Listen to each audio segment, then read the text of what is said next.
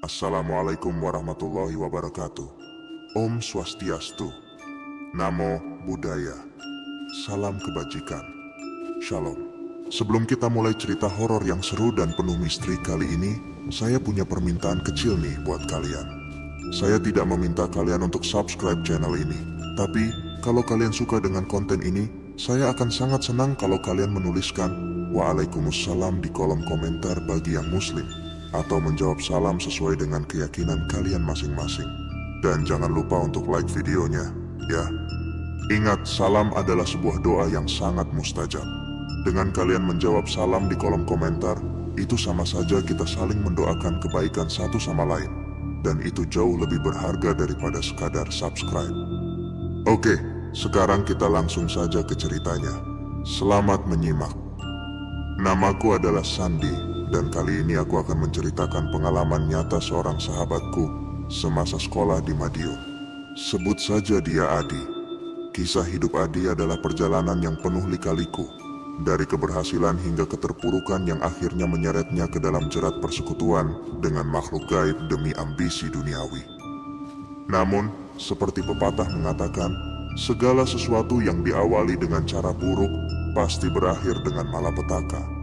Kisah ini adalah pengingat agar kita tidak pernah mengambil jalan pintas dalam hidup. Setelah menyelesaikan pendidikannya di perguruan tinggi, keberuntungan seperti berpihak pada Adi.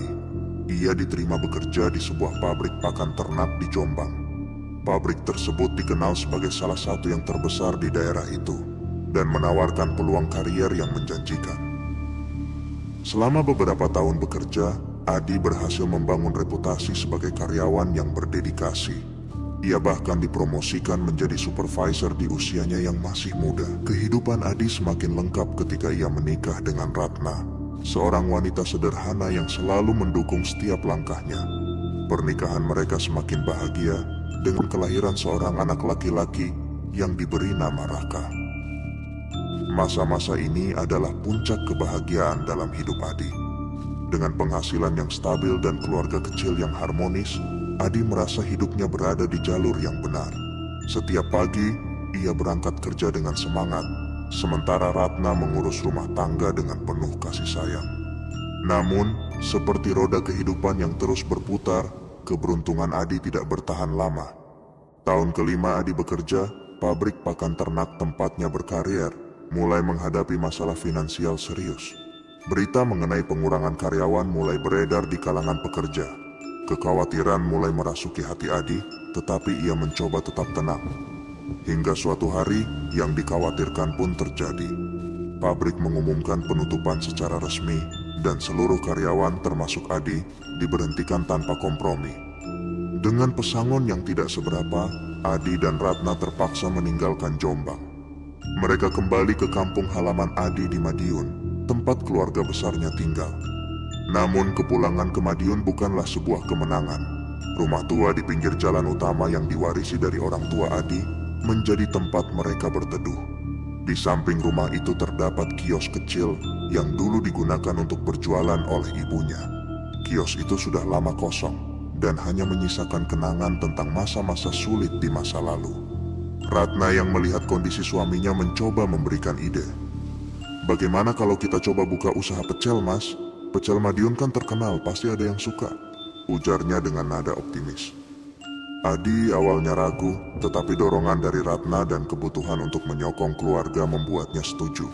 Mereka mulai dengan sederhana, belajar resep, mencari racikan bumbu terbaik, dan menyiapkan kios kecil itu kembali beroperasi. Kios kecil yang dulunya sepi, kini kembali hidup dengan harapan baru. Adi dan Ratna menggantungkan hidup mereka pada usaha sederhana ini sambil berharap nasib baik akan berpihak kembali kepada mereka. Setelah beberapa bulan berjuang membangun kios pecel di pinggir jalan, usaha Adi dan Ratna mulai menunjukkan perkembangan.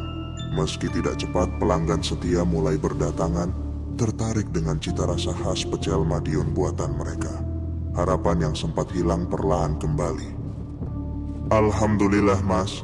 Hari ini lumayan ramai ya, ujar Ratna sambil membersihkan meja usai kios tutup. Adi mengangguk, tersenyum kecil. Semoga terus begini Desember, anak-anak juga bisa tetap sekolah dengan lancar. Kios kecil itu menjadi tumpuan utama mereka. Penghasilan sederhana dari menjual pecel cukup untuk kebutuhan sehari-hari dan membiayai pendidikan anak mereka, Raka, yang kini duduk di bangku SMP. Namun seperti biasanya kebahagiaan tak pernah berlangsung lama. Ancaman mulai mendekat ketika sebuah warung makan besar dengan konsep modern tiba-tiba dibuka hanya 300 meter dari kios Adi. Warung itu adalah bagian dari sebuah franchise terkenal yang menjual berbagai menu khas Jawa, termasuk pecel dengan tambahan konsep prasmanan. Tempat itu jauh berbeda dari kios Adi yang sederhana.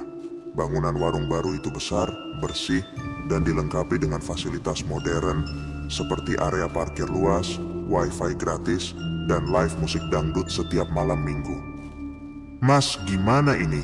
Pelanggan kita pasti banyak yang pindah ke sana," ujar Ratna dengan nada cemas ketika melihat spanduk besar warung baru itu terpampang jelas di tepi jalan. Adi hanya terdiam, pandangannya kosong menatap warung itu dari kejauhan. Benar saja, setelah warung franchise itu dibuka, jumlah pelanggan kios Adi menurun drastis. Dalam waktu hanya beberapa minggu, penghasilan mereka terjun bebas. Banyak pelanggan lama yang tergiur dengan suasana modern dan menu beragam yang ditawarkan di sana. Adi yang biasanya tegar mulai terlihat gelisah. Malam-malam dihabiskan di depan kios yang sepi, merenungi nasib. "Kenapa ya, Dek? Apa kita salah? Apa rasa pecel kita kurang enak?" gumam Adi suatu malam. Ratna hanya bisa duduk di samping suaminya, tak mampu berkata apa-apa. Semakin hari, tekanan finansial semakin berat. Tabungan mereka yang tak seberapa terus terkuras untuk menutup kebutuhan sehari-hari dan biaya pendidikan Raka. Adi bahkan mulai berpikir untuk menjual motor satu-satunya agar mereka bisa bertahan sedikit lebih lama. Namun, Ratna yang melihat kondisi suaminya tak tega. "Mas, kita pasti bisa cari jalan keluar. Allah pasti bantu," ucapnya, mencoba menenangkan Adi meski hatinya sendiri penuh dengan kecemasan. Malam itu, Adi duduk sendirian di depan kios yang gelap. Hujan rintik turun perlahan, menambah sunyi suasana. Dengan ponsel di tangannya, ia membuka media sosial, mencoba mengalihkan pikirannya. Namun di layar ponselnya, sebuah iklan muncul. "Solusi untuk hidup Anda. Rezeki lancar, usaha maju, masalah selesai. Hubungi kami, paranormal terpercaya." Iklan itu langsung menarik perhatian Adi. Ia membaca ulang tulisan itu dengan saksama, lalu tanpa berpikir panjang, ia mengklik nomor yang tertera di sana. Malam itu, Adi membuat keputusan yang akan mengubah segalanya. Sebuah keputusan yang lahir dari keputusasaan, tanpa ia sadari akan membawa keluarganya ke dalam jurang kegelapan. Keputusan Adi untuk menghubungi nomor paranormal itu dilakukan tanpa pikir panjang. Dengan tangan gemetar, ia mengetik pesan singkat melalui aplikasi pesan. "Pak, saya butuh bantuan. Usaha saya sedang terpuruk." Tak butuh waktu lama, balasan datang. Pesan itu berisi detail layanan yang ditawarkan oleh paranormal tersebut, termasuk janji kekayaan instan melalui ritual pesugihan. "Rejeki Anda bisa meningkat 10 juta, 20 juta, bahkan lebih setiap bulan. Cukup dengan membayar mahar dan melakukan ritual sederhana. Pilih paket Anda." Adi yang merasa terdesak oleh kondisi ekonomi keluarganya langsung tergiur. Meski ragu, ia mengingat wajah Raka, anaknya, yang masih membutuhkan biaya pendidikan. Akhirnya, ia memutuskan untuk menjual motor satu-satunya. Uang hasil penjualan langsung ia transfer sebagai mahar kepada paranormal tersebut. Beberapa hari kemudian, sebuah paket misterius tiba di rumah Adi. Di dalamnya terdapat benda-benda yang disebut sebagai media pesugihan. Sebuah batu kecil berwarna hitam yang mengkilap, beberapa dupa, dan kain berwarna merah. Bersamaan dengan itu, Adi menerima pesan dari paranormal tersebut. "Ritual harus dilakukan tengah malam. Siapkan dupa, batu mustika, dan niatkan permintaan Anda. Ingat, ini adalah perjanjian yang tidak boleh dilanggar." Malam itu, Adi memberanikan diri memulai ritual. Dalam keheningan malam, ia duduk di depan kiosnya dengan benda-benda pesugihan yang telah disiapkan. Udara terasa berat, dan aroma dupa yang menyengat memenuhi ruangan kecil itu. Ratna, istrinya, hanya bisa duduk di sudut dengan wajah penuh kecemasan, tak berani mengganggu. Dengan suara pelan, Adi membaca mantra yang diberikan oleh paranormal itu. Kata-katanya terdengar asing, seperti dari bahasa kuno. Tiba-tiba, angin kencang bertiup masuk melalui celah pintu, membuat dupa yang menyala berkobar. Kemudian, sosok itu muncul. Di sudut ruangan, samar-samar terlihat bayangan seorang perempuan tua. Tubuhnya kurus, kulitnya keriput, dan wajahnya penuh luka yang terlihat menjijikan. Perempuan itu berdiri mematung, menatap Adi dengan tatapan dingin. Adi mencoba menenangkan dirinya, meski jantungnya berdetak kencang. Sosok perempuan tua itu mengangkat tangannya, menunjuk ke arah batu mustika yang tergeletak di depan Adi. Suara parau yang serak keluar dari mulutnya. "Kau sudah memanggilku, apa yang kau inginkan?" Dengan suara gemetar, Adi menjawab, "Saya ingin usaha saya kembali ramai. Saya ingin keluarga saya hidup berkecukupan." Perempuan tua itu tertawa kecil, suaranya terdengar seperti retakan kaca. "Kau akan mendapatkan apa yang kau inginkan. Tapi ingat, ada syarat yang harus kau penuhi. Jangan pernah lalai melakukan ritual ini setiap bulan." Dan ia mendekat, wajahnya kini hanya beberapa inci dari Adi. "Jangan pernah mencoba menghentikan perjanjian ini. Konsekuensinya berat." Adi mengangguk, meski tubuhnya terasa lemas. Perempuan tua itu kemudian menghilang, meninggalkan aroma busuk yang menyesakkan. Malam itu, ritual selesai, dan Adi merasa telah memasuki dunia yang tidak sepenuhnya ia pahami. Keesokan harinya, keajaiban mulai terjadi. Kios pecel milik Adi yang biasanya sepi, tiba-tiba dipenuhi pelanggan. Setiap mangkuk pecel yang disajikan selalu habis tak bersisa. Dalam waktu singkat, omzet kios mereka melonjak tajam.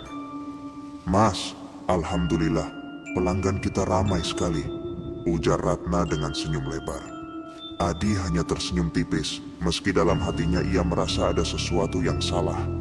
Namun, di balik kesuksesan itu, ada kejanggalan yang mulai muncul. Setiap malam, sosok perempuan tua yang muncul dalam ritual itu, kini sering terlihat berdiri di sudut kios. Hanya Adi dan Ratna yang bisa melihatnya. Ia tidak berbicara, hanya berdiri sambil menatap mereka dengan mata yang kosong. Ratna mulai merasa terganggu. "Mas, siapa perempuan itu? Kenapa dia ada di sini?" Adi berusaha menenangkan istrinya. "Sudah Desember, jangan banyak tanya, anggap saja dia tidak ada." Namun Adi tahu bahwa perempuan tua itu bukan sekadar bayangan. Ia adalah bayangan gelap dari kesepakatan yang telah ia buat. Setiap sen yang dihasilkan kios pecel mereka kini datang dengan harga yang sangat mahal. Kesepakatan dengan sosok perempuan tua itu membawa perubahan besar dalam kehidupan Adi dan keluarganya. Dalam beberapa minggu, kios pecel yang dulunya sepi berubah menjadi salah satu tempat makan yang paling ramai di kawasan tersebut.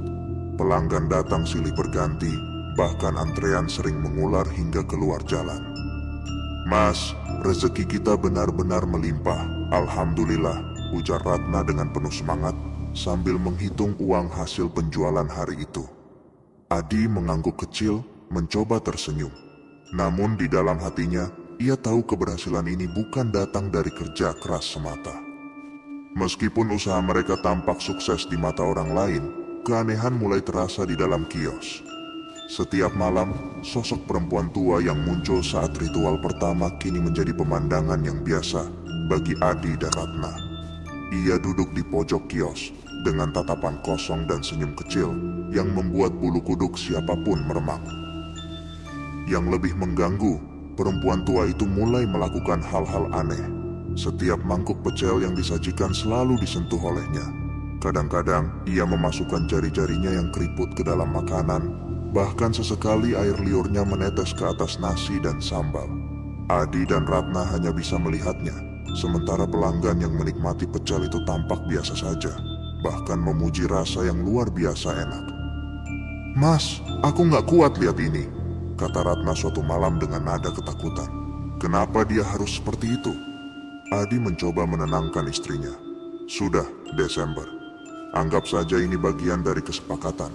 Kita nggak punya pilihan. Namun semakin lama, Ratna semakin sulit menerima kehadiran perempuan tua itu. Ia sering terbangun di tengah malam karena mimpi buruk tentang sosok tersebut. Di sisi lain, Adi mulai merasa terjebak dalam perjanjian yang semakin menyesakkan. Setiap bulan, ia harus melakukan ritual dengan benda-benda pesugihan itu, membakar dupa, dan membaca mantra yang diberikan paranormal. Jika ia lalai, perempuan tua itu akan muncul di mimpinya, menatapnya dengan wajah penuh amarah. Satu malam, saat Adi sedang melakukan ritual, perempuan tua itu berbicara untuk pertama kalinya setelah sekian lama. Kau sudah mendapatkan apa yang kau inginkan, tapi ingat, kebahagiaanmu ini tidak gratis. Adi yang sedang memegang batu mustika itu menatap sosok perempuan tua tersebut dengan takut. Apa maksudmu? Tanyanya dengan suara gemetar. Perempuan tua itu tersenyum samar. Akan tiba saatnya kau harus membayar. Semua ini bukan milikmu sepenuhnya. Kata-kata itu terus terngiang di kepala Adi, bahkan setelah ritual selesai. Ia mencoba mengabaikan rasa takutnya dan fokus pada usaha yang terus berkembang. Namun, keanehan tidak berhenti di situ. Setiap malam Adi merasa ada suara langkah kaki di sekitar kios, meskipun tempat itu sudah tutup. Terkadang ia mendengar suara perempuan tua itu tertawa kecil, seperti mengejeknya dari kejauhan. Ratna, yang mulai merasakan tekanan mental akibat situasi ini, akhirnya mencoba membujuk Adi untuk berhenti. Mas, aku nggak peduli seberapa banyak uang yang kita dapat. Aku nggak kuat lagi hidup seperti ini, ujarnya dengan mata yang penuh air mata. Namun Adi tahu bahwa menghentikan kesepakatan ini bukanlah pilihan yang mudah. Ia hanya bisa berusaha meyakinkan istrinya untuk bertahan. Dek, sabar ya. Semua ini demi masa depan Raka dan keluarga kita, kata Adi, meskipun hatinya penuh keraguan. Sementara itu, pelanggan terus berdatangan dan kios mereka semakin dikenal. Tapi bagi Adi dan Ratna, kesuksesan ini terasa kosong. Di balik semua kegembiraan para pelanggan, mereka menyembunyikan rahasia kelam yang semakin menghantui setiap langkah hidup mereka. Kehidupan Adi dan Ratna, meskipun tampak sukses di permukaan, mulai dirasuki kegelisahan yang tak tertahankan. Sosok perempuan tua yang terus hadir setiap malam semakin sering menunjukkan keanehan. Kini, ia tak hanya menyentuh makanan, tetapi juga berkeliling kios, mengawasi Adi dan Ratna dengan tatapan tajam seperti sedang menilai sesuatu. Satu malam, saat kios mulai tutup dan para pelanggan telah pergi, Adi mendengar suara berat yang berasal dari sudut ruangan. Kau sudah lupa dengan janjimu. Adi menoleh ke arah suara itu dan melihat perempuan tua tersebut berdiri dengan punggung membungkuk. Wajahnya kini lebih menyeramkan daripada sebelumnya. Kulitnya tampak semakin keriput dan aroma busuk yang menyengat memenuhi udara. Saya tidak lupa. Saya sudah melakukan semua yang diminta, jawab Adi dengan suara gemetar. Perempuan tua itu tertawa kecil, suaranya seperti kayu yang patah. Kau mungkin tidak lupa, tapi waktu pembayaran semakin dekat. Bersiaplah.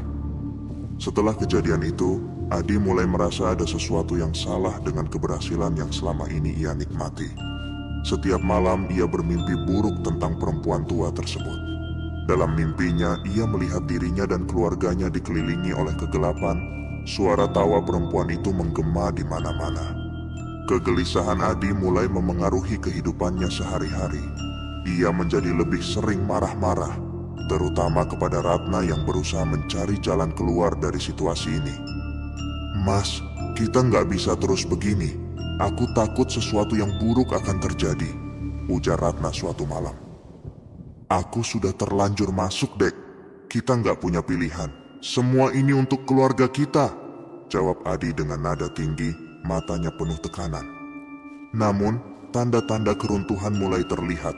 Pelanggan yang sebelumnya memadati kios mereka tiba-tiba berkurang jumlahnya. Beberapa bahkan datang hanya untuk pergi tanpa membeli apapun. Adi mencoba meyakinkan dirinya bahwa itu hanya kebetulan, tetapi perasaan ganjil terus menghantuinya. Suatu pagi, seorang pelanggan setia yang biasanya datang hampir setiap hari, terlihat berdiri di depan kios, ragu-ragu untuk masuk. Ketika Adi menyapanya, pelanggan itu hanya melirik dengan wajah cemas dan berkata, "Maaf Pak Adi, Saya nggak tahu kenapa, tapi saya merasa nggak nyaman kalau makan di sini lagi. Kejadian ini berulang dengan beberapa pelanggan lainnya. Mereka tidak memberikan alasan jelas, hanya mengatakan bahwa ada sesuatu yang aneh dengan kios itu. Adi semakin cemas dan Ratna mulai menyadari bahwa ada sesuatu yang tidak beres. "Mas, ini pasti ada hubungannya dengan perempuan itu. Kita harus berhenti," ujar Ratna dengan tegas. "Berhenti bagaimana? Kalau kita berhenti, kau tahu sendiri apa yang akan terjadi," balas Adi dengan nada frustasi. Ratna hanya terdiam, matanya mulai berkaca-kaca. Ia tahu suaminya terjebak dalam perjanjian yang tidak bisa diakhiri begitu saja. Malam itu, saat Adi mencoba menghubungi paranormal yang membantunya dulu, teleponnya tidak pernah tersambung. Pesan-pesan yang ia kirim tidak mendapat balasan. Seolah-olah paranormal itu telah menghilang begitu saja. Ketakutan Adi semakin menjadi-jadi ketika suatu malam ia mendapati kiosnya dipenuhi suara langkah kaki, padahal tempat itu kosong. Ia memeriksa ke seluruh sudut kios, tetapi tidak menemukan siapapun. Saat kembali ke meja, batu mustika yang biasa ia gunakan untuk ritual mendadak retak, mengeluarkan suara kecil seperti patahan kaca. Perempuan tua itu muncul lagi, kali ini lebih dekat, dengan senyum menyeramkan di wajahnya. "Kau mulai gagal memenuhi janjimu," bisiknya dengan suara dingin. Adi tidak bisa berkata apa-apa. Tubuhnya terasa lemas, sementara perempuan tua itu menghilang perlahan seperti bayangan yang tertelan kegelapan. Keesokan harinya, kios mereka benar-benar sepi. Tidak ada satupun pelanggan yang datang sepanjang hari. Adi hanya bisa duduk termenung, mencoba mencari solusi dari mimpi buruk yang terus menghantui hidupnya. Kehidupan Adi dan keluarganya kini benar-benar berada di ambang kehancuran. Usaha pecel yang pernah membawa kesuksesan besar kini tak lagi menghasilkan apa-apa. Pelanggan tidak pernah kembali, kios mereka sepi seperti tempat yang dikutuk. Setiap malam, Adi semakin tersiksa oleh kehadiran sosok perempuan tua yang menjadi bayangan gelap di hidupnya. Ia tidak lagi hanya muncul di kios, tetapi juga di rumah. Ratna, istrinya, sering melihat perempuan itu berdiri di depan kamar mereka, hanya menatap dengan senyum yang membuat bulu kuduk berdiri. "Mas, aku nggak kuat lagi. Setiap malam aku mimpi buruk. Perempuan itu selalu ada di mana-mana," ujar Ratna sambil terisak suatu malam. Adi, yang juga kelelahan secara mental dan fisik, hanya bisa menatap istrinya dengan tatapan kosong. "Aku tahu, Desember, tapi aku nggak tahu harus bagaimana. Aku sudah terjebak." Namun malam itu, sesuatu yang jauh lebih mengerikan terjadi. Saat Ratna sedang membereskan dapur, ia mendengar suara tawa kecil dari arah kamar belakang. Tawa itu terdengar seperti suara perempuan tua yang sering mereka lihat. Ketika Ratna mendekat untuk memeriksa, ia mendapati bayangan perempuan itu berdiri di depan jendela, menatapnya dengan mata yang memancarkan kebencian. Ratna langsung berteriak membuat Adi berlari ke arah dapur. Namun saat ia sampai di sana, bayangan itu telah menghilang. Ratna terisak ketakutan di sudut ruangan, tubuhnya gemetar hebat. Dia bilang waktumu sudah habis, Mas," ujar Ratna dengan suara pelan, hampir seperti bisikan. Keesokan harinya, Ratna jatuh sakit. Tubuhnya lemah, wajahnya pucat, dan ia sering mengigau memanggil nama anak mereka, Raka. Adi yang kebingungan membawa istrinya ke dokter, tetapi hasil pemeriksaan menunjukkan bahwa tidak ada penyakit yang jelas. Ratna hanya semakin lemah setiap harinya, seperti ada sesuatu yang perlahan menghisap nyawanya. Adi mulai menyadari bahwa ini adalah bagian dari kutukan yang menyertai perjanjiannya dengan perempuan tua itu. Ketika malam tiba, ia mencoba berbicara langsung dengan sosok itu, yang muncul di kios seperti biasanya. "Apa yang kau lakukan pada istriku? Kumohon lepaskan dia," seru Adi dengan suara gemetar. Perempuan tua itu hanya tertawa kecil, wajahnya semakin menyeramkan dengan setiap detik yang berlalu. "Kau sudah lupa?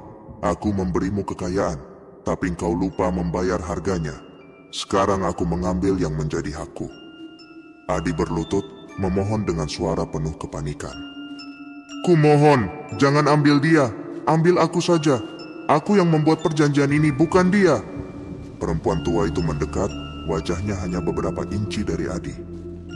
Ini belum selesai, kau akan membayar lebih dari yang kau bayangkan. Malam itu, Ratna menghembuskan napas terakhirnya dengan wajah penuh ketakutan. Adi yang berada di sampingnya hanya bisa menangis tanpa suara, merasakan beban penyesalan yang begitu berat menghancurkan hatinya. Setelah kematian Ratna, keadaan Adi semakin memburuk. Raka, anaknya, mulai menjauh karena tak tahan melihat ayahnya yang semakin larut dalam penderitaan dan kesedihan. Kios mereka kini benar-benar ditinggalkan, menjadi bangunan kosong yang suram. Namun, penderitaan Adi belum berakhir. Suatu malam, saat ia duduk sendirian di depan rumahnya, ia mendengar suara perempuan tua itu untuk terakhir kalinya. Kau masih punya sisa hutang, Adi. Aku akan kembali. Adi yang sudah tidak memiliki apa-apa hanya bisa tertunduk. Tubuhnya terasa semakin lemah, pikirannya hancur, dan ia tahu bahwa hidupnya kini tidak lagi memiliki harapan. Sejak kematian Ratna, hidup Adi seperti kehilangan arah. Kios pecel yang dulunya menjadi sumber harapan, kini hanya menyisakan kenangan pahit. Bangunan itu kosong, penuh debu, dan tampak seperti bayangan gelap dari kesuksesan yang pernah ia nikmati. Adi yang dulunya penuh semangat kini berubah menjadi pria tua yang lelah. Ia jarang keluar rumah, tubuhnya semakin kurus, dan wajahnya tampak 10 tahun lebih tua dari usianya. Anak sulungnya, Raka, hanya sesekali datang untuk menjenguk, tetapi jarang tinggal lama. Mas, kenapa ayah seperti ini? Tanya Raka suatu kali kepada tetangga mereka. Ia terlalu banyak pikiran, nak, tapi sepertinya ada hal lain yang nggak bisa dijelaskan. Jawab tetangga itu dengan nada samar. Beberapa bulan setelah Ratna meninggal, Adi mulai mengalami batuk-batuk yang tak kunjung sembuh. Awalnya ia menganggapnya sebagai flu biasa. Namun seiring waktu, kondisinya semakin memburuk. Batuknya disertai darah dan tubuhnya melemah hingga ia sulit bangun dari tempat tidur. Raka yang melihat kondisi ayahnya memutuskan membawanya ke rumah sakit. Setelah serangkaian pemeriksaan, dokter memberikan kabar buruk yang membuat dunia Adi semakin runtuh. Bapak Adi menderita kanker paru-paru stadium akhir. Sayangnya kondisinya sudah terlalu parah untuk dilakukan operasi, kata dokter itu. Adi hanya terdiam mendengar kabar itu. Ia tidak marah, tidak sedih, hanya hampa. Dalam pikirannya ini adalah hukuman atas perbuatannya di masa lalu. Saya sudah tahu, ini balasan untuk saya, gumam Adi pelan.